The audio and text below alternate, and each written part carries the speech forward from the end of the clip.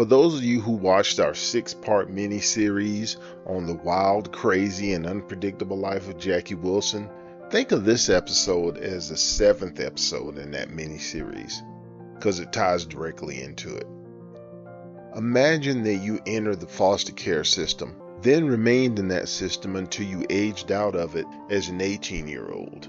Imagine accidentally finding out who your real mother was when you were 9 years old.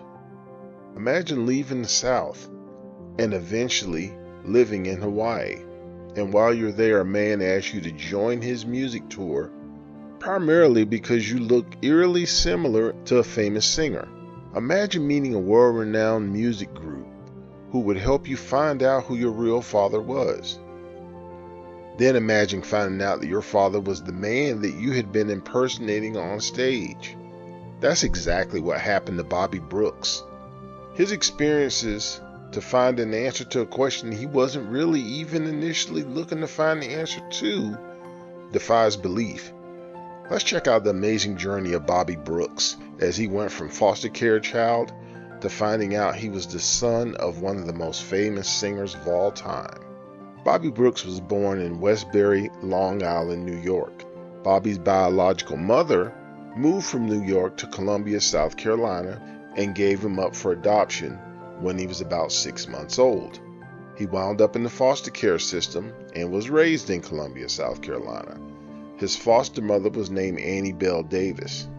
When he was a toddler, Bobby suffered with numerous ailments and diseases. Between the ages of 3 and 6, he had bronchitis and he also had rickets. These illnesses caused him to have his legs broken in order to straighten them out. This caused him to have to spend a long time in a body cast, and he also eventually would have to wear weighted shoes. Bobby's sickliness didn't allow him to play outside like normal kids were doing. As a result, he spent the majority of the first 9 years of his life staying in the house. This gave him plenty of time to listen to music from artists like James Brown, B.B. King. However, Bobby didn't know he was a foster child. On top of that, he didn't realize he lived in a foster home. That would all change when he was 9 years old. That's when he found out that his foster mother wasn't his biological mother. At the time, Bobby was trying to figure out what day his birthday actually was, and his foster mother couldn't remember either. So she told Bobby to go get her paperwork so that she could look at his birth certificate. When he went to go get it, he looked at it, started reading it, and he saw his real mother's name for the first time. The section that should have told his father's name said unknown. When he took the paperwork back to Annabelle, she was angry with him. "Did I ask you to read it?" she demanded. Now, the funny thing about this situation is, after finding out that this was not his real mother, Bobby often wondered and wanted to know more about his biological mother, but he was not interested or didn't seem really concerned about knowing who his biological father was.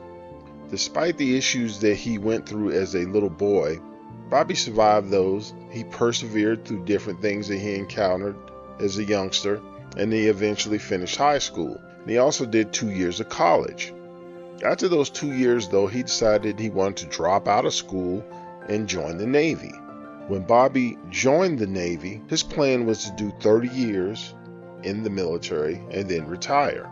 The only problem with that is after about 10 years of service, he got sick and he suffered from kidney stones.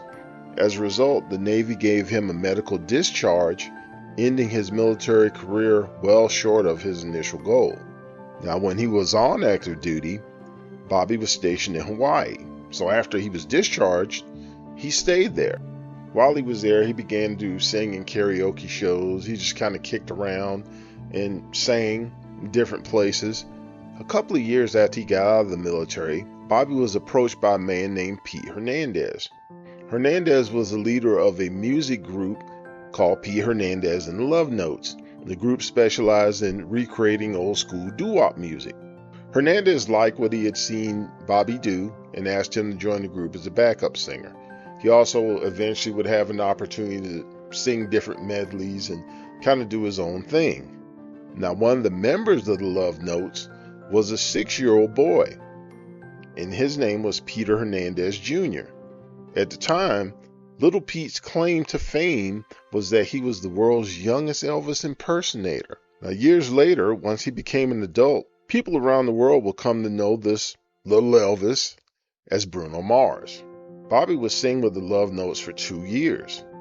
Now, by this time in his life, Bobby had made contact with his birth mother, whose name was Willa Mae Becton. In her younger days, Willa Mae had been a party girl, and she gave birth to Bobby when she was only 14 years old. As she'd given birth to him and gave him up for adoption, she'd had 3 daughters. And unfortunately, she'd also become an alcoholic. Now, remember earlier we said that for most of his life, Bobby wondered about his mother, never really thought about who his father might be. But once he met his mother, from time to time he'd ask her about his father's identity. Willa Mae wasn't very forthcoming with information on that subject. Eventually, one day, Bobby became more insistent with her, trying to find out who his father was. He asked her if she knew Jackie Wilson. Now, while she admitted to having hung out with Wilson back in the day, when Bobby asked her point blank if Jackie could be his father, she told Bobby she didn't know who his dad was. Unwittingly, a man named Paul Revere would play a big part in Bobby finding out who his father was. Even the way that Revere met Bobby was an accident. Paul Revere was famous for his group Paul Revere and the Raiders, a rock band who was most popular in the 1960s and 1970s. Revere was in Hawaii to see young Pete, also known as Bruno Mars, perform. However, during the show, people from the crowd kept yelling at Bobby how much he looked like Jackie Wilson. After the show, Revere approached Bobby, and he told him he wanted to hire him to do a Jackie Wilson medley. Bobby refused at first because he said he wanted to be a singer and not some impersonator. A couple times more, Revere asked him. A couple more times, Bobby told him he wasn't interested. Eventually, though, Revere wore him down and Bobby agreed to take the job. As a result, Bobby began performing with the LA Legends in concert tribute shows. The group toured around the country and included several performers who did tributes to old school recording artists. As a part of his new job, Bobby got some headshots done. He was very proud of the pictures and mailed some to his mother and to his half-sisters to share with them. When he got the opportunity to see his mother in person, he asked her if she ever got the pictures. She did get them.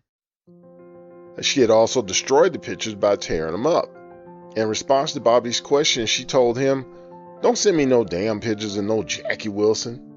Bobby was shocked and he was upset that she thought the pictures that he was so proud of weren't even pictures of him. Bobby told his mother that the pictures were not of Jackie Wilson, but in fact were pictures of him. In response, Willa Mae basically repeated what she had just said. "I don't see no damn pictures of Jackie Wilson." Willa Mae Becton would pass away in 2001, and she never did tell Bobby who his father was. In fact, by the time he was in his early 30s, the identity of Bobby's father was still a mystery to him. It wouldn't be until he met Billy Raquel Davis that he would learn the truth. Now, with the legend show that he started touring with, Bobby was performing at Bally's in Atlantic City. Now, as fate would have it, the famous R&B group The Four Tops were in the audience at one of his shows. Upon seeing Bobby perform, they were shocked by what they saw. Bobby looked, sounded, moved, and even sang in the same register as Jackie Wilson. After Bobby left the stage, the group kept watching him. Everything he was doing was exactly as Jackie would do it. The way he gestured, and even the way he laughed, was a dead ringer for Wilson. At this point in time, Jackie Wilson had been deceased for the better part of a decade. Wanting a closer look at what appeared to be a reincarnated version of Jackie Wilson, the group arranged to meet with Bobby after the show. Levi Stubbs, the lead singer of the Four Tops, was Jackie Wilson's cousin. Stubbs was certain that Bobby had to be family. No man could have studied Jackie Wilson enough to pattern every single thing he said or did to be just like Jackie. Had to have come naturally to him. Lawrence Payton, another member of the Tops, thought that Bobby either had to be kin to Jackie or he was some kind of clone. It's too similar. As a result of what they saw, both Stubbs and Payton contacted Billy Raquel Davis. They wanted Davis to go see Bobby perform and see if he came to the same conclusion as they had. Now Davis, along with Berry Gordy Jr., was one of Jackie Wilson's early songwriters. So a couple of weeks after the Tops had asked him to do so, Davis went to see and hear Bobby for himself. After the show, when they met, Davis asked Bobby about his family, about his upbringing. Davis was surprised when Bobby told him his birth mother's name. Why was he surprised? Davis knew who Bobby's mother was. Now, while he knew her by name, he also remembered her going to parties with Wilson prior to Bobby's being born. It's been said that Willa Mae looked much older than she actually was at the time. And remember, we already said earlier that she was 14 when the baby was born, so she's 13, 14 at the time. Almost immediately, Davis found himself agreeing with what the Four Tops had told him. He also believed that Jackie Wilson was Bobby's father. Not long after they met, Davis introduced Bobby to members of Jackie's family. Then a blood test was arranged to determine the truth for certain once and for all. Thor Wilson, a man known to be Jackie's biological son, agreed to participate in the test. To nobody's surprise, the results of the test were conclusive. Bobby Brooks was beyond a shadow of a doubt the son of Jackie Wilson.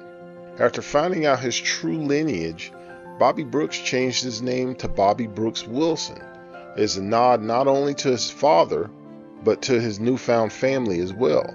It's uncertain if Jackie Wilson was ever aware of Bobby's existence. Currently, Bobby still tours doing medleys of his father's hits. Additionally, he's also released an album of his own original songs, and he's still struck by how often people tell him how much he looks and performs just like his father. So there you have it. That's the story of how a man that was given up for adoption by his 14-year-old mother would take a winding road, that he was the son of one of the most famous entertainers of all time. Thank you for taking the time to listen to us. Please like, share, and subscribe. We hope you enjoyed this, and we look forward to sharing more stories with you. If you have any ideas for stories you'd like to see us do, let us know in the comments. Thanks again, and see you soon.